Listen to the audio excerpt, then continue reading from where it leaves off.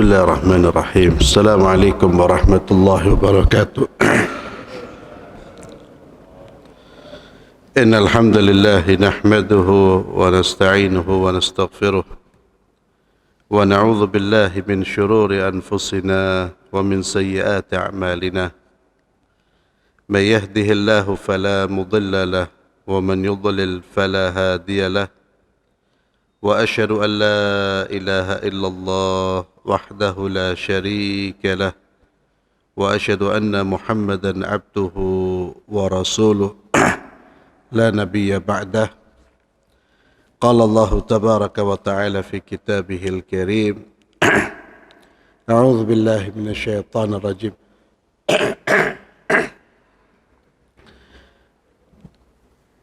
يا أيها الذين آمنوا اتقوا الله حق تقاته ولا تموتن إلا وأنتم مسلمون. يا أيها الناس اتقوا ربكم الذي خلقكم من نفس واحدة وخلق منها زوجها وبث منهما رجالا كثيرا ونساء واتقوا الله الذي تساءلون به والأرحام إن الله كان عليكم رقيبا. يا أيها الذين آمنوا اتقوا الله وقولوا قولا سديدا يصلح لكم أعمالكم ويغفر لكم ذنوبكم ومن يطع الله ورسوله فقد فاز فوزا عظيما. أما بعد. Para hadirin jamaah salat subuh yang saya muliakan, Alhamdulillahirrabbilalamin, di pagi hari ini Allah Azza wa Jalla masih memberikan kita kesempatan untuk bisa melaksanakan salah satu kewajiban dari kewajiban-kewajiban kita sebagai seorang muslim, yakni salat subuh berjamaah yang dilanjutkan dengan kajian yang insyaAllah sampai pada waktu syuruk. Ini merupakan nikmat dari Allah Subhanahu wa ta'ala, nikmat terbesar tatkala kita masih ingat dan mau melaksanakan atau merespon panggilan Allah, hayya 'alas salah, hayya 'alal falah. Itu merupakan nikmat terbesar, lebih besar daripada nikmat yang Allah berikan berupa materi-materi atau kemewahan duniawi. Bukankah Nabi kita Muhammad sallallahu alaihi wasallam beliau bersabda 2 rakaat sebelum salat subuh itu lebih baik daripada dunia dan seisinya. Itu salat sunnahnya, itu lebih baik daripada dunia dan seisinya. Bagaimana dengan salat subuhnya? Jadi ini kenikmatan yang mudah-mudahan terus kenikmatan ini bisa kita jaga dan kita terus diberi hidayah oleh Allah sampai kita berjumpa dengan Allah Subhanahu wa ta'ala. Para hadirin yang saya muliakan, kajian kita masih membahas tentang tazkiyatun nufus, upaya untuk mensucikan jiwa kita. Kita tahu bahwa di antara salah satu hal atau perbuatan yang bisa mengotori dan merusak kesucian hati kita adalah fudulul lisan, lisan yang tidak terjaga, atau dengan kata lain dosa-dosa lisan. Kita sudah membahas tentang pentingnya menjaga lisan dan dampak buruk dari tidak menjaga lisan. Dari dosa lisan yang patut kita waspadai dan sudah menjadi kewajiban untuk kita tinggalkan dosa ini, yaitu dosa al-ghibah. Al-ghibah ini dosa lisan yang sangat berbahaya. Dosanya dosa besar, dampaknya buruk bagi pelakunya, tapi paling sering kita lakukan. Saya katakan kita, Pak, termasuk mungkin yang membicarain, yang sedang berbicara ini. Ini dosa yang dosanya tidak ringan, tapi masih sering dilakukan oleh banyak kaum muslimin. Dosa apa itu? Al-ghibah. Apa ghibah? Ghibah itu bahasa kita ngerasani orang, membicarakan aib saudara kita, membicarakan keburukan saudara kita atau membicarakan keburukan saudara kita tanpa sepengetahuan dia. Itu bahasa kita apa? Biasanya kita nyebutnya ngerasani. Kalau bahasa Indonesianya menggunjing. Kita akan baca beberapa dalil terkait dengan masalah ghibah ini, kemudian faktor-faktor orang melakukan perbuatan dosa ghibah, lalu bagaimana tobat dari dosa ghibah ini. Ta'riful ghibah, ya, definisi ghibah itu dijelaskan oleh baginda Muhammad sallallahu alaihi wasallam dari Abu Hurairah radhiyallahu anhu, anna Rasulullah sallallahu alaihi wasallam qaal, bahwa Rasulullah sallallahu alaihi wasallam bersabda, atadruna mal ghibah, tahukah kalian apa itu menggunjing? Ghibah. Para sahabat menjawab, Allah wa rasuluhu a'lam, Allah dan Rasulnya yang lebih tahu. Dan ini merupakan adab tatkala kita ditanya dan kita tidak tahu, maka jangan menjawab, berilah jawaban Allahu a'lam, Allah yang lebih tahu. Kalau kita tidak tahu, terlebih lagi dalam urusan agama,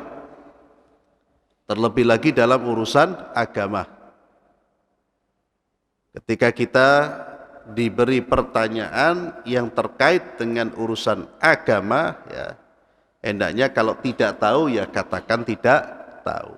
Kata para ulama, kata-kata tidak tahu itu separuh dari ilmu. Qala, maka Nabi menjawab, dzikruka akhaka bima yakrah. Ghibah itu kamu menyebut-nyebut tentang keburukan saudaramu. Kamu membicarakan sesuatu yang kalau didengar oleh saudaramu, saudaramu pasti nggak senang. Itu ghibah. Jadi kalau kita ngomongin saudara kita, tapi yang kita omongin itu, yang kita bicarakan itu sesuatu yang dia senangi, itu namanya bukan ngerasani. Ngerasani itu membicarakan sesuatu yang kalau dia dengar, dia marah, dia gak senang. Lalu para sahabat bertanya, ada salah seorang di antara mereka bertanya, in kana fi akhi ma aqul, ya Rasulullah, bagaimana kalau memang yang kita bicarakan itu memang ya sesuai dengan fakta. Yang kita bicarakan itu ya memang itulah keburukannya. Kita membicarakan bukan membicarakan sesuatu yang tidak real, tidak sesuai dengan fakta. Bukan tidak sesuai dengan fakta, tapi memang faktanya seperti itu. Maka Nabi menjawab, in kana fihi ma taqul faqad igtabta. Kalau yang kamu bicarakan itu benar, memang kamu membicarakan aib yang ada pada saudaramu, maka itulah ghibah. Wa in lam yakun fihi ma taqul faqad bahatta. Namun kalau kamu membicarakan sesuatu yang tidak ada pada orang tersebut, maka engkau telah berdusta. Jadi ngerasani orang benar, jujur atau tidak, itu sama-sama perbuatan dosa. Kita membicarakan aib saudara kita, benar memang itu aibnya, itu termasuk ghibah. Kalau yang kita omongkan bukan aibnya dia, Kita berdusta, itu namanya buhtan, kedustaan. Mengada-ngada. Dua-duanya termasuk dosa, bahkan dosa besar. Nanti kita akan baca. Allah Azza wa Jalla berfirman di dalam surat Al-Hujurat ayat 12. A'udzu billahi minasyaitonir rajim wa la yaghtab ba'dhukum ba'dha. Surat Al-Hujurat ini merupakan surat yang berbicara tentang akhlak, Pak. Silakan dikaji lagi di rumah kita. Ya, bicara tentang akhlak kepada Allah, akhlak kepada Rasul, dan akhlak kepada sesama Muslim. Itu terdapat di dalam surat Al-Hujurat. Yang pertama, akhlak kepada Allah. Jangan mendahului Allah dan Rasulnya, yakni jangan mengatakan halal dan haram sebelum kita yakin Allah dan Rasulnya mengatakan halal dan haram. Itu adab kita kepada Allah dan Rasulnya. Jangan lancang, jangan berani berbicara tanpa ada bukti dari Allah dan Rasulnya terhadap urusan-urusan agama. Itu adab, etika. Dan adab dan etika kita kepada Allah dan Rasulnya itu adalah tunduk dan patuh, titik. Mengikuti apa-apa yang memang diajarkan oleh Allah dan Rasulnya. Kemudian adab kepada sesama manusia. Adab terhadap seorang Muslim. Di antaranya Allah Azza wa Jalla menyebutkan, janganlah kalian saling menggunjing. Janganlah kalian saling menggunjing, wahai umat Islam. Jadi kalau ada sesuatu, caranya bukan berbicara di belakang. Datang kepada orang yang bersangkutan, sampaikan. Kalau memang betul-betul ada kesalahan yang dia lakukan. Itu cara orang Islam menyelesaikan masalah. Bukan menggunjing di belakang orangnya. Wala yaghtab ba'dakum ba'dha. Janganlah kalian saling menggunjing. Ayuhibbu ahadukum ay ya'kula lahma akhihi maitan fakarihtumuh. Wattaqullah innallaha tawwabur rahim. Sukakah salah seorang di antara kalian makan daging saudaranya yang sudah menjadi bangkai? Fakarihtumuh. Tentu kalian tidak senang itu. Jijik. Perhatikan bagaimana kotornya, jijiknya perbuatan menggonjeng saudara kita. Menggonjeng itu seperti makan bangkai saudara kita. Perbuatan yang kotor, menjijikkan. Walaupun sekali lagi mohon maaf, menjadi hal yang biasa di tengah-tengah kita. Rasan-rasanan itu seperti hal yang biasa. Bahkan dijadikan sebagai materi di majelis-majelis, materi di perkumpulan-perkumpulan. Kalau tidak ngerasani fulan atau alan itu tidak enak. Ini dilakukan oleh perempuan atau laki-laki. Banyak juga laki-laki yang suka ngerasani. Padahal dulu ulama salaf itu mengatakan apa? Ghibah itu tidak mungkin dilakukan kecuali oleh perempuan. Tapi faktanya lanang wetok sama, Pak. Doyan rasan-rasanan. Membicarakan saudaranya tanpa sepengetahuannya. Si fulan bla bla bla bla bla bla bla. Maka penggambaran bagaimana Allah menggambarkan perbuatan ghibah ini seperti orang yang makan bangkai saudaranya.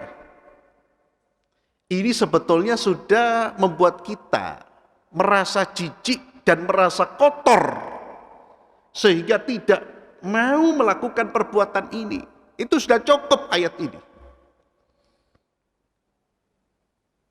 Maka jangan sampai ma'asyiral muslimin, kita ini, perut kita, lisan kita tidak pernah tersentuh oleh daging babi, tapi justru banyak mangan daging saudaranya sendiri. Hati-hati itu harus diingat ini, Pak. Maka Allah mengajak mereka orang-orang yang sering melakukan perbuatan ghibah, wattaqullah, bertakwalah kalian kepada Allah, takutlah kalian kepada Allah. Innallaha tawwabur rahim. Ini ajakan untuk taubat. Yang suka ghibah, ayo bertaubatlah karena Tuhanmu Maha menerima taubat. Berhentilah, bertaubatlah karena Allah Tawwab. Allah Maha penerima taubat, Allahu Rahim, Allah Maha penyayang. Ay la yatanawal ba'dukum ba'dha bi dhahril ghaib bima yasu'uhu thumma daraba Allah taala lil ghiba mathalan. Ini penjelasan tentang apa yang telah saya sampaikan. Ya, Allah memberikan permisalan tentang ghibah itu dengan permisalan yang sangat-sangat buruk. Dari Aisyah radhiyallahu anha, Aisyah istri Nabi Muhammad sallallahu alaihi wasallam pernah suatu ketika berkata kepada Nabi kita Muhammad sallallahu alaihi wasallam, Aisyah berkata atau ngomongin istri Nabi Muhammad yang lain yang bernama Safiyah. Kata Aisyah, hasbuka min Safiyah kada wa kada. Hasbuka min Safiyah kada wa kada. Ya Rasulullah, Safiyah itu ya cukup bagimu, dia itu pendek. Di dalam riwayat qala ba'd ar-ruwat, sebagian perawi mengatakan ta'ni qasirah.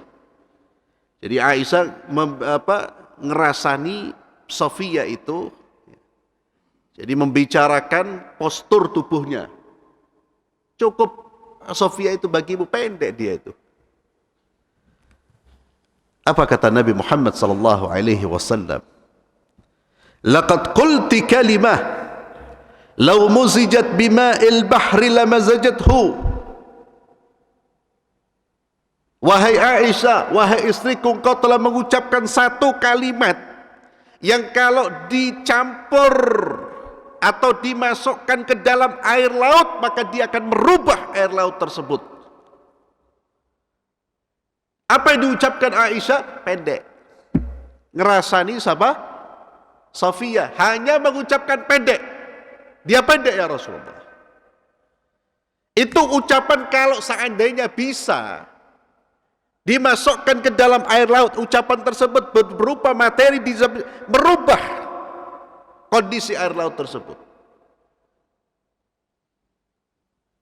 Ucapan yang tidak sembarangan, bukan sesuatu yang tidak ada nilainya, tidak ada pengaruhnya.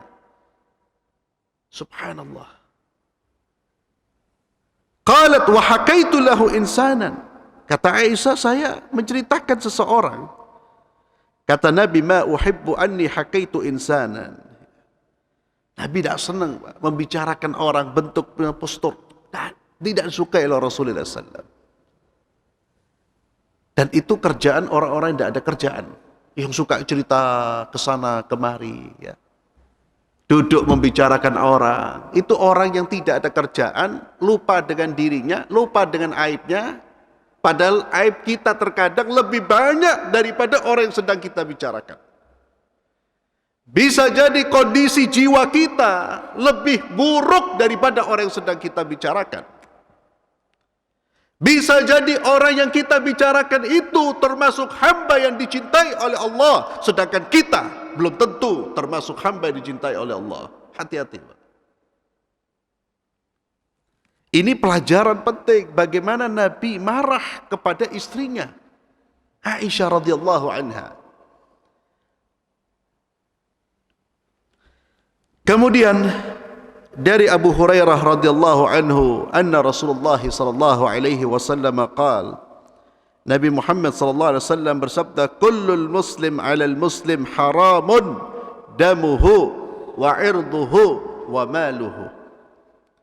Masing-masing atau setiap orang, setiap muslim atas muslim yang lain itu haram. Haram bagi seorang muslim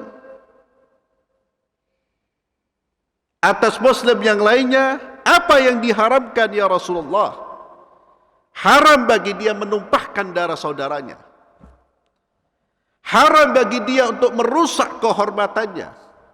Dan haram bagi dia untuk mengambil hartanya. Maka 3 hal ini wajib kita jaga Pak, terhadap saudara-saudara kita. Apa? Darah. Yang kedua apa? Kehormatan. Yang ketiga, harta. Jangan mengusik kehormatannya. Jangan merusak. Jangan mengambil hartanya. Apalagi sampai menumpahkan darahnya. Di dalam khutbah Nabi kita Muhammad sallallahu alaihi wasallam, di saat beliau melaksanakan haji yang terakhir, Hajjatul Wada', itu haji yang terakhir juga haji yang pertama, karena baginda Muhammad sallallahu alaihi wasallam melaksanakan ibadah haji hanya 1 kali, yang disebut dengan Hajjatul Wada'. Itu beliau menyampaikan pesan-pesan kepada umatnya, pesan-pesan yang harus diperhatikan oleh umatnya. Pesan-pesan, di antara pesan-pesan terakhir beliau sallallahu alaihi wasallam, apa pesan-pesan beliau? Di antaranya, inna dima'akum wa a'radakum haramun alaikum ka hurmati yaumikum hadha fi syahrikum hadha fi baladikum hadha. Sesungguhnya darah-darah kalian, kehormatan-kehormatan kalian haram. Darah kalian, kehormatan kalian haramun alaikum. Haram atas kalian seperti haramnya hari ini, bulan ini dan negeri ini. Kita meyakini kehormatan bulan Dzulhijjah, terutama tanggal-tanggal di mana kaum muslimin melaksanakan ibadah haji, hari Arafah tanggal 10. Itu hari-hari mulia. Umat Islam sangat menjaga kesucian hari itu. Demikian pula seluruh umat Islam menjaga kesucian Baladil Haram, negeri Mekah. Demikian pula seluruh umat Islam menjaga kesucian Ka'bah. Mereka tidak berani merusak kesucian hari tersebut, tempat tersebut, bulan tersebut. Kata Nabi, demikian pula jagalah kesucian saudaramu. Sebagaimana engkau menjaga kehormatan hari, bulan, tempat yang suci ini, maka jagalah kesucian kehormatan saudaramu, jaga. Bahkan Abdullah bin Abbas pernah melihat Ka'bah, Baitullahil Haram. Abdullah bin Abbas mengatakan, ya Ka'bah, engkau ini sangat suci, terhormat di sisi Allah, mulia di sisi Allah. Tapi ingat, kehormatan, kesucian seorang Muslim lebih tinggi dibandingkan Anda. Tentu omongan Abdullah bin Abbas dengan Ka'bah ini bukan karena Ka'bah bisa bicara.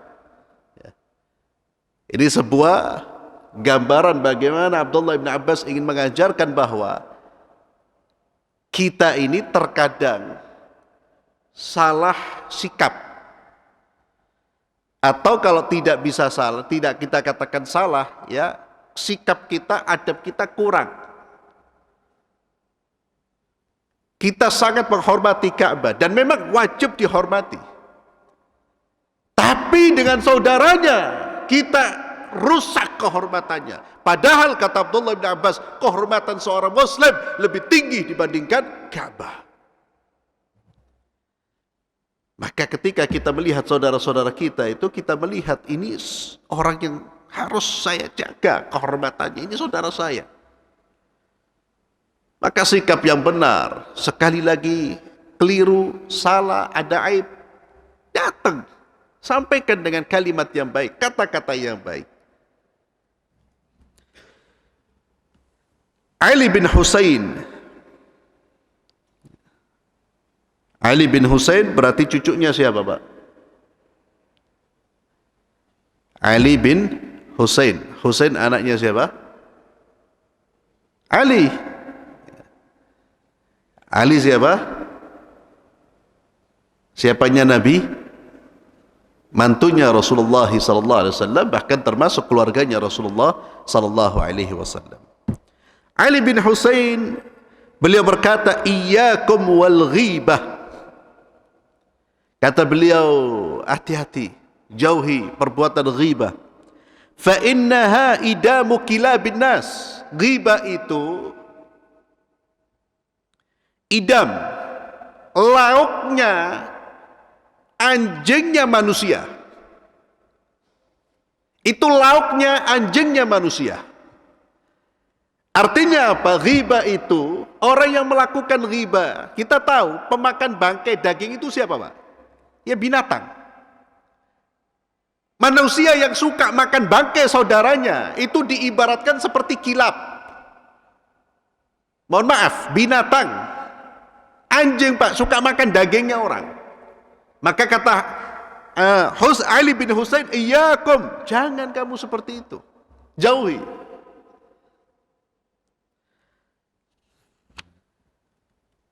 Fama'na al-ghibah, kemudian Syekh menjelaskan ghibah itu ya, terkait juga dengan kekurangan yang ada pada saudara kita, baik di badannya, fisiknya. Kita nyebut-nyebut kekurangan fisiknya, atau nasabnya, atau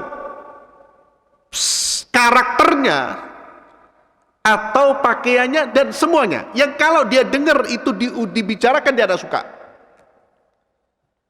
Termasuk di sini, Pak, karakternya, akhlaknya. Akhlaknya, harta akhlaknya buruk. Itu bukan menjadi bahan gunjingan. Hanya boleh menjadi bahan kita memberi nasihat kepada yang bersangkutan. Bukan menjadi bahan gunjingan. Saya ulang, Pak, bukan menjadi bahan gunjingan, bahan obrolan. Aib saudara kita bukan bahan obrolan, tapi menjadi bahan bagi kita untuk memberi nasihat kepada yang bersangkutan. Hati-hati. Bahkan na'udzubillah, para ulama mengatakan, Pak, orang yang membicarakan dosa, aib saudaranya, Pak, atau dosanya dia, nanti Allah akan timpakan kita, Allah akan beri musibah kita melakukan dosa yang seperti dosa yang kita bicarakan. Kalau kita suka ngerasani orang karena dosa-dosanya dia, maka Allah akan timpakan kita dengan dosa yang sama. Kita nanti akan berbuat dosa seperti dosa yang dulu kita jadikan sebagai bahan rasan-rasanan bagi saudara-saudara kita. Ikhwani fillah, azzalallahu wa iyyakum. Kenapa orang melakukan perbuatan ghibah ini? Yang pertama, bisa karena untuk menyembuhkan amarahnya. Orang kalau sudah benci, marah dengan orang lain, salah satu cara dia melampiaskan adalah membicarakan orang tersebut, ngerasani orang tersebut. Itu salah satu faktornya, karena tidak suka biasanya. Gak mungkin kalau kita senang sama seseorang, cinta dengan tulus, ngerasani gak mungkin. Minal bawa'ith alal ghibah, di antara faktor yang mendorong seseorang melakukan perbuatan ghibah, di antaranya muwafaqatul aqran wa mujamalatur rafaqa wa musa'idatuh. Di antara faktornya apa? Karena basa-basi dengan kawan, berusaha untuk menampakkan persetujuan dengan kawan kita atau membantunya. Kawan kita sedang ngerasani orang, Pak, kita ingin menunjukkan bahwa kita ini segolongan, sekelompok, Pak, lalu kita ikut-ikutan. Itu biasanya juga faktor pendorong.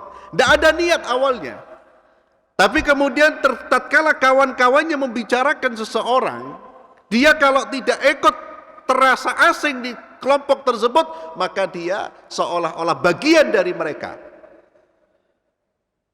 sama-sama ikut ngerasani. Ini juga salah satu faktor yang menyebabkan orang itu melakukan perbuatan ghibah. Oleh karena itu, kita harus menjaga diri dari majlis-majlis yang isinya hanya menggunjing, Pak. Kalau antum tahu ini manusia-manusia ini suka menggunjing, jangan duduk bersama dengan mereka. Menyia-nyiakan waktu, mendatangkan dosa, mendatangkan murkanya Allah. Kecuali kalau kita duduk untuk memberi nasihat. Kalau tidak memberi nasihat, tinggalkan, Pak. Majlis-majlis seperti itu. Kemudian di antara yang mendatangkan perbuatan ghibah, faktor yang mendatangkan orang berbuat ghibah, di antaranya al-la'bu wal hazl. Karena bermain-main atau bercanda. Hati-hati. Bercanda, guyonan, silakan. Tapi jangan kemudian sampai membicarakan saudara-saudara kita. Terkadang ada orang gak ada niat untuk menjatuhkan, tapi buat bahan guyonan saja, Pak. Itu juga terlarang, karena ghibah itu haram. Serius, guyonan haram. Karena kehormatan saudara kita bukan untuk dijadikan bahan candaan. Bukan untuk dijadikan bahan kita bermain-main atau guyonan. Oleh karena itu, kita harus mewaspadai diri. Maka perhatikan diri kita, Pak. Jaga diri kita. Dan ikhwani fillah azallahu ayyakum, salah satu dosa yang membuat orang bangkrut nanti di hari kiamat, Pak, ya ini riba, Pak. Lisan, gara-gara lisan. Bangkrut itu apa? Dia datang di hari kiamat, dia bawa pahala puasa. Puasa sunnah dia kerjakan, Ramadan jalan. Dia datang di hari kiamat, bawa pahala solatnya selesai, Pak. Tuntas. Tidak ada yang kurang. Subuhnya mungkin di masjid. Dia bawa pahala zakat. Tapi ternyata dia juga membawa dosa-dosa lisan di antaranya. Salah satunya ghibah, Pak. Akhirnya pahala kebaikan-kebaikannya ini diberikan kepada orang-orang yang dia zalimi, yang dia rasani, yang dia pernah aniaya. Pahalanya diberikan, dosanya orang-orang yang dizalimi itu diberikan kepada dia, dia pun dilempar ke dalam neraka. Jadilah dia manusia yang bangkrut, yang awalnya bawa pahala banyak, kemudian habis, bahkan ditambah dosanya. Disebabkan apa? Kezaliman dia terhadap manusia. Salah satu kezalimannya adalah lisannya tidak terkontrol, melakukan perbuatan ghibah. Kemudian bagaimana kalau orang sudah terlanjur berbuat ghibah? Yang pertama, dia banyak beristighfar kepada Allah Subhanahu wa taala, bertobat. Bertobat dengan apa? Dengan terus menyesali apa yang dia lakukan, berusaha dengan sekuat tenaga untuk tidak mengulang dosanya, dan berazam, bertekad kuat untuk tidak mengulang. Tidak ada niat lagi untuk ghibah. Itu syarat kita bertobat kepada Allah. Kalau dosa itu terkait dengan ghibah, maka di sini ada perbedaan di kalangan para ulama. Setidaknya ada dua pendapat. Bagaimana? Ya, tadi dosa, cara tobat dari dosa itu yang saya sebutkan, meninggalkan perbuatan dosa, bertekad untuk tidak mengulangi dan menyesal. Itu kalau dosa antara kita dengan Allah, Pak. Sebagaimana disebutkan oleh Imam Nawawi dalam kitab Riyadhus Shalihin. Meninggalkan, menyesal, dan bertekad untuk tidak mengulang. Itu kalau dosa antara kita dengan Allah Azza wa Jalla. Kalau dosa itu terkait dengan harta, wajib mengembalikan. Harta pernah kita ambil, atau tanah pernah kita rampas, utang yang belum dibayar, semuanya wajib dikembalikan. Itu syaratnya. Tidak cukup hanya istighfar, tidak cukup hanya menyesal. Kalau urusan dengan manusia berupa materinya harus dikembalikan. Namun bagaimana kalau berupa dosa ghibah, Pak?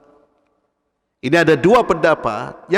Pendapat yang pertama mengatakan dia wajib meminta maaf dan menyampaikan bahwa dia pernah melakukan dosa ghibah kepada yang bersangkutan. Ini pendapat yang pertama. Dia diterima maafnya, tidak diterima maafnya, urusan dia dengan Allah Subhanahu wa taala. Ini pendapat pertama. Pendapat yang kedua, kata para ulama, kalau orang yang kita gonjing, dia tidak menyadari kalau kita menggonjingnya, dia belum pernah mendengar bahwa dia pernah digonjing oleh kita, maka tidak perlu datang kepada orang yang bersangkutan. Kenapa? Karena orang yang bersangkutan tidak merasa ada sesuatu yang kurang di dalam, atau ada sesuatu yang diambil oleh orang lain, Pak. Tobatnya apa? Kita memintakan ampun untuk diri kita dan kepada yang bersangkutan. Ini berdasarkan riwayat dosa, tobat orang yang Anda gunjing adalah engkau memintakan ampunan kepadanya. Dan pendapat yang kedua ini yang banyak yang dikuatkan oleh para ulama. Jadi kalau saudara kita tidak menyadari dan tidak tahu, Pak, jangan diberitahu. Jangan diberitahu. Berbeda dengan harta yang diambil. Harta yang diambil sesuatu yang kurang, hilang. Jangan diberitahu, karena terkadang orang kalau diberitahu, Pak, mohon maaf ya, dulu saya suka menggunjing sampean. Loh, tidak semuanya orang siap itu. Terkadang justru ketika dia mendapat informasi seperti itu, yang muncul adalah kemarahannya. Oh, ternyata kamu, orang yang saya percaya, yang saya kira baik, ternyata kamu tidak baik. Iya, mohon maaf. Jangan ada maaf-maafan lah. Dan ini pendapat yang kedua, ini pendapat yang kuat. Maka kalau dia belum tahu, tapi kalau dia pernah tahu, kita pernah menggunjing dia, wajib kita untuk datang meminta maaf. Ikhwani fillah, sebagai penutup, Al-Imam An-Nawawi rahimahullah menyatakan bahwa ghibah itu memang haram. Ghibah, hukum asal dosa, hukum asal ghibah itu dosa, bahkan dosa besar. Namun ada kondisi-kondisi tertentu diperbolehkan kita ngerasani orang. Kondisi-kondisi tertentu saja. Di luar kondisi ini tetap haram. Di antaranya adalah al-istighatha ala taghyiril munkar wa raddil ma'asi ila as-shawab. Fayaqulu liman yarju qudratahu fulan ya'mal kadza fasjirhu anhu wa nahwa dzalik. Yang pertama, boleh kita ngerasa di orang, Pak. Ketika kita minta tolong kepada orang yang punya kuasa, yang bisa merubah kemungkaran, untuk merubah kemungkaran seseorang, boleh. Saya punya teman umpamanya, teman ini berbuat kemungkaran, umpamanya minum khamar. Saya sudah memberi nasihat, gak mempan, Pak. Kemudian saya berpikir, saya cari orang siapa yang kira-kira bisa mampu memberi nasihat yang orang yang ucapannya didengar oleh kawan saya ini. Oh, ternyata si fulan. Saya ke si fulan, saya sampaikan, ya fulan, saya mau minta tolong. Si fulan ini suka minum khamr, tolong diberi nasihat. Itu kan ghibah, Pak. Ketika saya lapor dalam pengertian apa? Saya minta tolong untuk merubah orang ini, merubah saudara saya. Itu saya menggonjeng, tapi menggonjeng yang diperbolehkan, Pak. Menggonjeng yang diperbolehkan untuk merubah kemungkaran saudara kita. Tujuannya untuk berdakwah. Tapi yang kepada orang-orang yang tidak punya kuasa, jangan lapor, jangan ngomong, tetap ditutup aibnya. Diceritakan, semua orang ceritakan itu peminum. Buat apa? Kalau orang-orang itu tidak berkepentingan. Tapi ceritakan kepada orang yang memang kita minta tolong kepada dia untuk merubah kemungkaran. Kemudian yang kedua, kata Al-Imam Nawawi, at-tadallum, orang yang didolimi. Boleh orang yang terdolimi melaporkan kezalimannya kepada pihak yang berwajib untuk dia mendapatkan hak-haknya dia. Fulan mendolimi saya, itu ghibah. Fulan mendolimi saya, itu diperbolehkan. Kemudian juga diperbolehkan dalam rangka meminta fatwa, meminta solusi. Contohnya apa? Seorang istri umpamanya datang ke ustadz, Dia ada problem rumah tangga. Ustadz, gimana? Suami saya tidak menafkahi saya. Ghibah, tapi boleh. Karena dia sedang mencari solusi. Ini semua ikhwani fillah berdasarkan hadis Nabi Muhammad SAW, di mana ada seorang wanita datang kepada Rasulullah SAW bertanya tentang perilaku suaminya. Si wanita ini datang kepada Nabi, ya Rasulullah, suami saya itu bakhil, Pak. Bakhilnya itu tingkatnya tingkat paling berat, kelas berat. Apa tingkatan bukti kelas beratnya, Pak? Sampai menafkahi istrinya nggak mau. Saya ya Rasulullah tidak diberi nafkah, anak dan saya tidak diberi nafkah ya Rasulullah. Apakah boleh saya ngambil duit suami tanpa sepengetahuan dia? Istri ini datang kepada Rasulullah, ngerasani apa enggak, Pak? Ngerasani, riba. Tapi dia dalam kondisi apa? Mencari fatwa, meminta fatwa. Karena suaminya tidak memberi nafkah sama sekali, dia tidak ada jalan kecuali harus mengambil duit tanpa sepengetahuan dia. Boleh apa enggak, Pak? Boleh. Tapi bolehnya apa? Hanya untuk menutup kebutuhan pokok. Ingat, boleh mengambil uang suami tanpa sepengetahuannya kalau syaratnya satu, suaminya tidak memberi nafkah. Kemudian yang kedua syaratnya apa? Yang diambil untuk menutupi kebutuhan pokok. Maka kalau suaminya sudah ngasih nafkah, ya, istrinya mau beli pulsa, tidak dikasih duit pulsa, Pak, boleh nggak nyolong, Pak? Nggak boleh. Ya. Apalagi mau beli cilok, mau beli bakso, tidak dikasih sama suaminya. Ya, ini juga suami medit ya, tapi meditnya nggak seperti pertama. Kalau pertama tingkat kelas berat, kelas berat itu sampai ya. Ini nafkahnya sudah terpenuhi, Pak. Cuma istrinya pengen sesuatu yang lain. Ibaratnya ziyadalah, yang tambahan-tambahan. Nggak dikasih, nggak boleh nyolong karena bukan kebutuhan pokok. Ya. Itu datang cerita kepada Nabi. Kemudian juga ada seorang wanita datang kepada Rasulullah SAW. Ya, ini dalil bahwa ghibah itu diperbolehkan dalam kondisi-kondisi tertentu. Ada seorang wanita datang kepada Rasulullah SAW. Dia bertanya tentang dua orang, Pak, yang melamarnya. Ya Rasulullah, si fulan dan si fulan datang melamar saya. Bagaimana tanggapanmu terhadap fulan dan si fulan ini? Nabi menyebut kekurangannya, Pak. Yang satu tidak duit-duit, tidak punya uang. Fas'aluka la mala lahu. Yang satunya suka mukul, tidak pernah meletakkan tongkat dari pundaknya, artinya suka mukul orang. Nabi ngerasani apa enggak? Ngerasani, tapi dalam konteks ini bahkan harus disampaikan.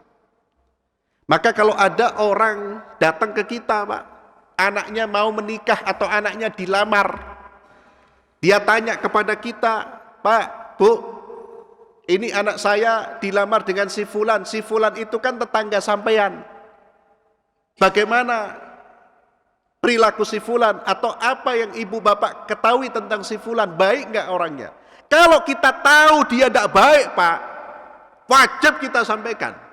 Ini urusan rumah tangga. Kita tahu ternyata si fulan itu, mohon maaf, narkoba, peminum, atau suka keluar keluyuran dengan wanita-wanita, sampaikan. Oh, mohon maaf, sepengetahuan saya. Jangan kemudian ditutup, Pak. Oh, baik, Bu, Masya Allah, anaknya baik. Kalau ketemu saya senyum. Ya. Ukuran baik senyum. Ya. Koruptor itu kalau ketemu orang senyum, Pak. Akhirnya ketika menikah, ketahuan narkoba, protes dia. Ibu, ketika saya sampaikan, saya tanya kok katanya baik, ternyata narkoba. Loh, ya saya sungkan, nggak enak, Pak, kalau saya ngomong, Pak. Loh, ya. Itu urusan hidup, maka boleh Anda sampaikan. Tapi ingat, yang namanya darurat, itu kan darurat, kondisi-kondisi darurat, itu hanya sebatas keperluan. Tidak boleh lebih dari keperluan. Kalau orang meminta pendapat kita, terkait dengan, maka kita sampaikan yang kita ketahui dan yang terkait dengan kehidupan rumah tangga umpamanya. Tidak boleh lebih dari itu. Karena hukum asalnya dosa besar. Maka di luar kondisi-kondisi tersebut tetap riba itu tidak diperbolehkan. Dan itulah ma'asyiral muslimin yang banyak menjerumuskan orang-orang baik, mohon maaf, orang-orang saleh, dalam pengertian tanda kutip Pak, orang-orang saleh sini orang rajin ibadah yang terjerumus masuk ke dalam neraka gara-gara lisan. Salah satu dosa lisan apa? Riba, suka ngerasani. Ya. Ahli salat tapi juga suka ngerasani. Ya. Mudah-mudahan kita dijaga oleh Allah Subhanahu wa taala dari segala macam perbuatan dosa. Amin ya rabbal alamin. Kita tutup dengan doa kafaratul majlis. Subhanakallahumma bihamdik asyhadu an la ilaha illa anta astaghfiruka wa atubu ilaik. Assalamualaikum warahmatullahi wabarakatuh.